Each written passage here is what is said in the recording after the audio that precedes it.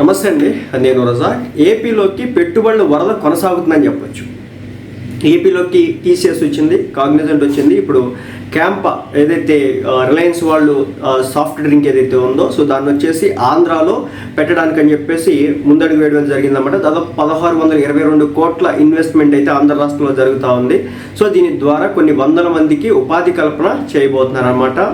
దీనికి సంబంధించి అప్డేట్ అయితే ఉందన్నమాట. దీనికి సంబంధించి చూస్తే కనుక ఆంధ్ర రాష్ట్ర ప్రభుత్వం క్రమంగా ప్రగతిశీల చర్యలు తీసుకోవడానికి ప్రారంభించింది. అంటే ఆంధ్ర రాష్ట్రాన్ని అభివృద్ధి పదంలోకి, అంటే సంక్షేమం మాత్రమే కాదు డెవలప్మెంట్ కూడా చాలా ఇంపార్టెంట్ అనేది కీ రోల్ అనమాట. కానీ జగన్మోహన్ రెడ్డి గారు సంక్షేమం మాత్రమే తీసుకొని అభివృద్ధిని గాలికి వదిలేసినారు. కానీ ఇప్పుడు కూటమి ప్రభుత్వం ఏం చేస్తుంది, సంక్షేమం అభివృద్ధి రెండింటిని కూడా ఏకకాలం చేయడంలో భాగంగా ఒక పక్క మనకి సంబంధించి చూసుకుంటే కనుక రోడ్లన్నింటినీ కూడా డెవలప్ చేస్తున్నారు. ఆ తర్వాత ఇప్పుడు ఇన్ఫ్రాస్ట్రక్చర్ మొత్తం డెవలప్ చేస్తున్నారు. ఆ తర్వాత ఇప్పుడు రాష్ట్రంలోకి పెట్టుబడులు ఆహ్వానిస్తున్నారు, రాజధాని డెవలప్ అవుతుంది. అదేవిధంగా వైజాగ్కి సంబంధించి మెట్రో కారిడార్ తీసుకొచ్చినారు, వైజాగ్ స్టీల్ ప్లాంట్ ప్రైవేటీకరణ ఆపేస్తున్నారు.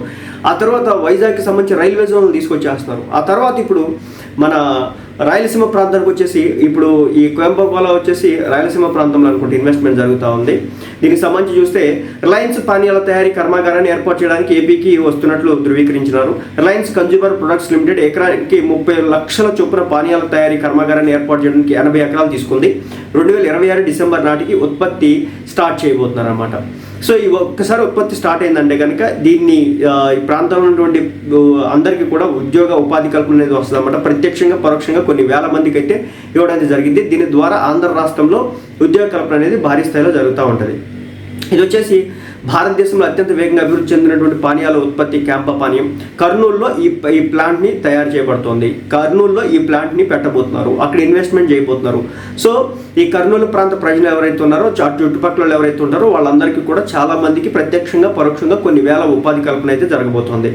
సో అదేవిధంగా ఇది స్థిరమైన అభివృద్ధి దీర్ఘకాలిక పెట్టుబడికి హామీ ఇస్తుంది. పైగా ఈ పెట్టుబడి ప్రాజెక్ట్ ఆర్థికంగా ఇబ్బందులు ఉన్నటువంటి కర్నూలు ప్రాంతంలో జరగబోతుంది. ఇది అక్కడ జీవనోపాధిని అయితే పెంచబోతుంది. రిలయన్స్ ఇండస్ట్రీస్ ఇప్పటికే ఆంధ్రప్రదేశ్లో 500 సిబిజీ ప్లాంట్లను ఏర్పాటు చేయడానికి 65,000 కోట్లు పెట్టుబడి పెట్టింది.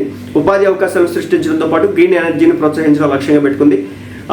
అంటే దీన్ని బట్టి అర్థం చేసుకోవచ్చు కూటమి ప్రభుత్వం సో ప్రజల కోసం ఎంతలో వర్క్ చేస్తుందని చెప్పడానికి. ఏపీలో క్యాంపా పానీయాన్ని ఇక్కడే పెట్టినారంటే అంటే ఇన్ని రాష్ట్రాలు ఉంచుకొని కూడా మన రాష్ట్రానికి వచ్చినట్టు అర్థం చేసుకోండి. ఇక్కడ ఉన్నటువంటి నాయకులు, ఇక్కడ ఉన్నటువంటి గవర్నమెంట్ ఏ విధంగా కంపెనీలు తీసుకొస్తుందని చెప్పేసి. అందుకే చెప్పేది విజనరీతో కూడినటువంటి నాయకుడిని ఎన్నుకుంటే తప్పనిసరిగా రాష్ట్ర అభివృద్ధి అనేది అత్యద్భుతంగా జరిగింది. దానికి ప్రత్యక్ష ఉదాహరణ ఈరోజు చంద్రబాబు నాయుడు గారు, నారా లోకేష్ గారు, కూటమి ప్రభుత్వం.